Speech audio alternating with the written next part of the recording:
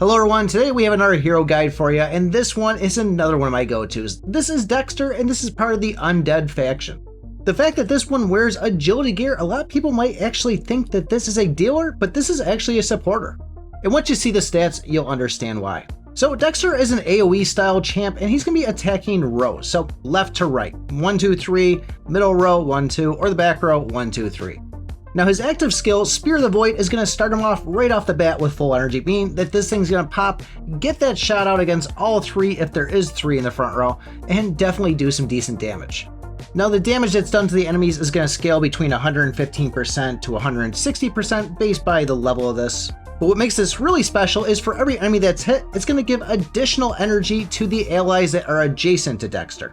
The toughest thing I find about using DEXTOR is, am I going to make him touch all the allies, or am I going to make Almon touch all the allies? Now the passive skill Piercing Curse is going to give an attack buff to all the adjacent allies, and this one's going to scale also.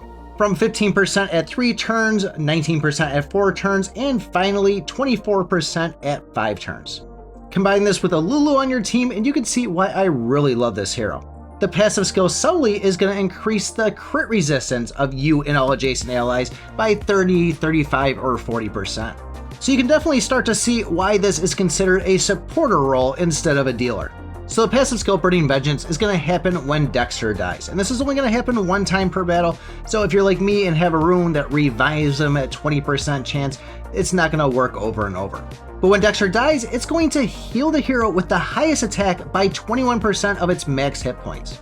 Eventually that'll scale up to 27%, but at the same time it's going to increase the attack of that hero based by DEXTOR's attack. It's going to start out at 18%, jump up to 26%, and finally 35%. And I forgot to mention that Piercing Curse will give penetration to DEXTOR and some crowd control resistance. But I mentioned this passive now because I want you to think of it this way.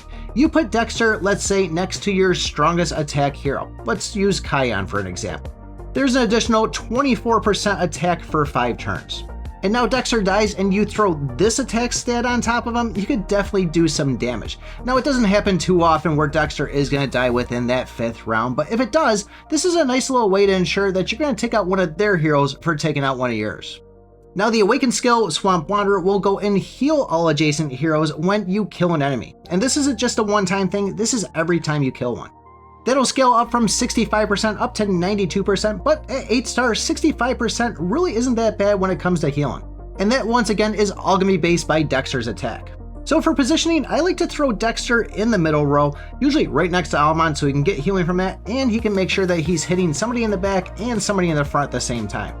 Like I said, I don't always go the route of putting him touching all adjacent allies, but I at least make sure he's going to touch 3 of them. For runes, this is one you definitely want to put Onslaught on for, but for me, I am going accuracy on it. I do find accuracy is a good stat, but the main reason I'm using it is because this is the only one that I have that yellow legendary skill. I did re-roll a bunch of the tiers, which I did grab some attacks and some crit rates too, so you can only imagine what type of damage that's doing.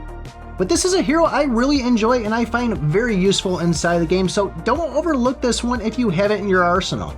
If you guys haven't seen the strength tier list from yesterday, make sure you check out this video right up over here. Thanks for watching, and remember, I pick my butt.